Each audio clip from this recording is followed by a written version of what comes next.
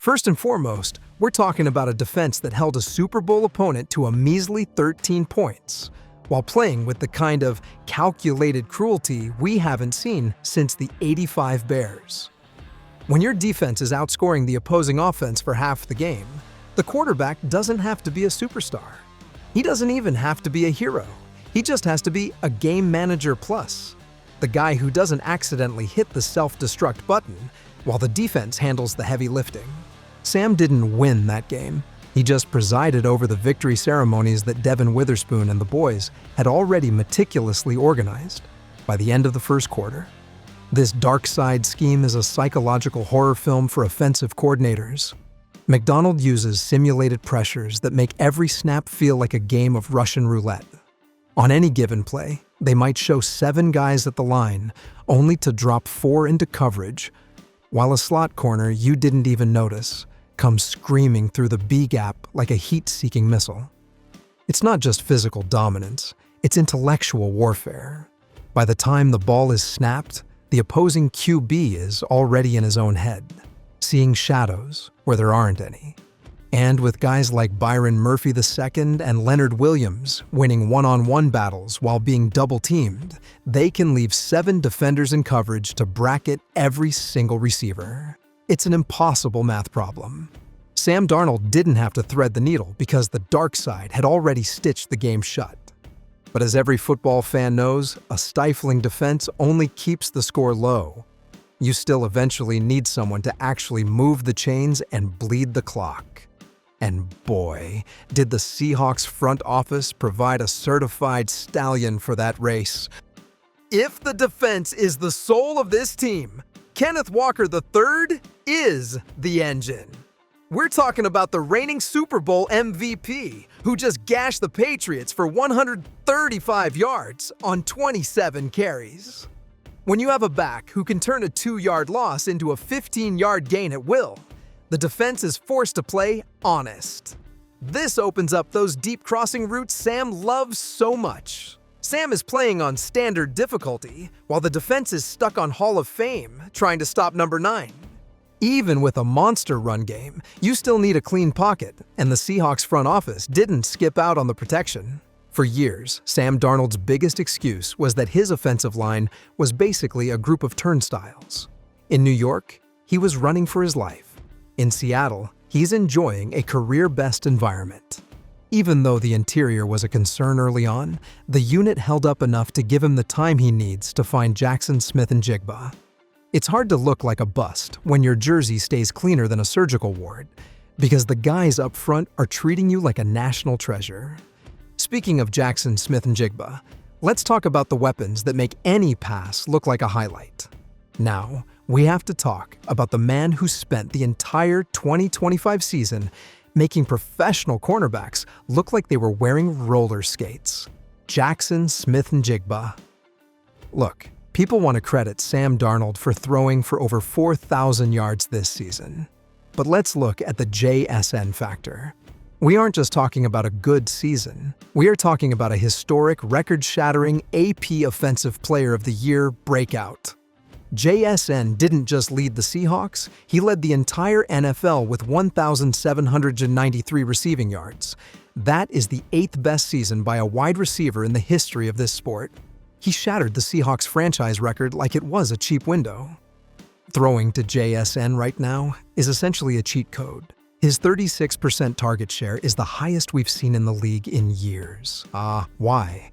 Because he is always open. Even when he's triple covered, he's open. He led the league in deep receiving yards with over 500 yards on balls thrown 20-plus yards downfield. So, when Sam Darnold locates JSN for a 40-yard bomb, is that elite quarterbacking? Or is it just Sam realizing that if he launches the ball into JSN's general zip code, the best receiver in football will go get it? And let's talk about the Super Bowl. Even with a massive injury scare in the third quarter that sent him to the locker room for a concussion evaluation, JSN's mere presence on the field dictated everything. The Patriots were so terrified of him that they left huge lanes open for Kenneth Walker to run through. JSN isn't just a receiver. He's a gravity well that pulls the entire defense out of position. He made Sam Darnold's life so easy, it should be illegal. But even with a superstar receiver and a historic defense, you still need a clean pocket. And boy, did the Seahawks build a fortress up front to make sure Sam stayed upright. We have to talk about the offensive coordinator who just parlayed this Super Bowl win into a head coaching job with the Raiders. Clint Kubiak brought that Shanahan-style system that prioritizes easy buttons over complex heroics. We're talking about massive amounts of play action and clear-cut reads. When Sam drops back, he isn't deciphering the Da Vinci Code. He's reading a pop-up book version of a playbook. And let's not forget the quarterback witness protection program he attended right before his Vikings stint. Sam Darnold's 2023 season in San Francisco, as Brock Purdy's backup, was the ultimate career saver. He learned how to operate in a professional system, and, most importantly, how to stop trying to be Patrick Mahomes. He came to Seattle with a graduate degree in efficiency. He didn't necessarily get more talented. He just learned how to hide his flaws behind an elite system. He's like a refurbished iPhone. It looks new and shiny, but the hardware inside still has some of those 2018 glitches. Glitches?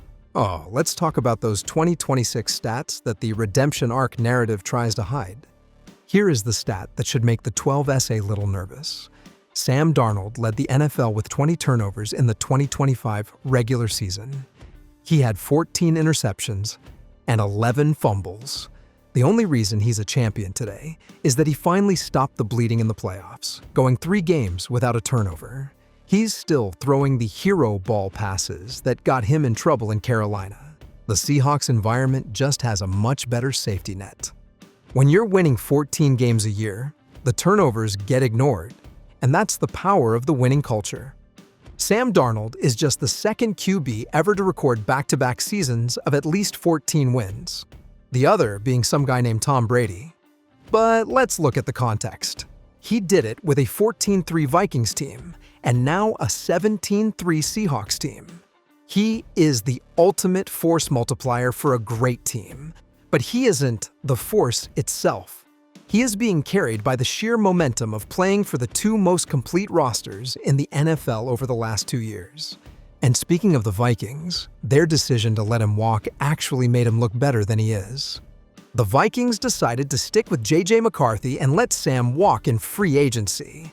Because McCarthy struggled and the Vikings fell off, the media painted Sam as the one that got away. This created a halo effect around his performance in Seattle. If the Vikings had been good, we'd be looking at Sam's 50% completion rate in the Super Bowl with a lot more scrutiny. Instead, he's the Cinderella story because his old team missed him. Let's talk about the final hurdle he cleared, the ghosts of his own past. Sam reached the top of the mountain by beating the New England Patriots, the very team he was seeing ghosts against years ago. It's the perfect Hollywood ending. But let's look at the Super Bowl performance. 19 of 38 for 202 yards and 1 touchdown. In a season devoid of offensive greatness, as some critics put it, Sam was just the steady hand. He wasn't elevating the team. He was just making sure he didn't crash the Ferrari the defense built for him. So, is Sam Darnold a total fraud? Look, a ring is a ring. He's the first QB from the 2018 class, over Josh Allen and Lamar Jackson, to hoist the Lombardi as a starter.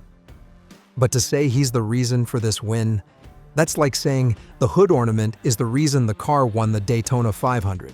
Sam is the ultimate reclamation project. He survived the Jets, he survived the Panthers, and he found a team in Seattle that was so good they could win a Super Bowl even when their QB completes only half his passes. He is being carried by the dark side defense, a Super Bowl MVP running back, and a system that finally taught him how to play within himself.